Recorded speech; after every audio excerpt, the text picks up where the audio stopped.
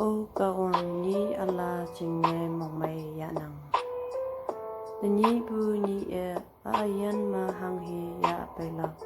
Tau yusing hapui nang apay omgay. Ni hau weng tu pay hok oklak angan hay wong son tampa. Ni tau linglak tuisyo asay ma jam tampa. Ni bu ni ma ohi kaya ada ameng ling iman de ameng winlak jingne jampa. Mi de ameng winpu kaya among jang ma jingmay ngo oklak hayanga ayaha mong maylak. Nang ma among ham ang ne tampa. Nang hay nang lam nyu au pe o yising yapwe.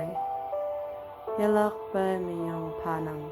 Hang jingne nang mui hay man hay sa ate nguya ayan may ang tampu jingne.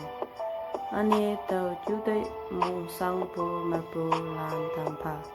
Jingmay hay mong may hayang kan po among jang ma tampa. Tani tau kata amay jane nang tampa. Tau yopu te jaibu jingne miyong panang. Amin.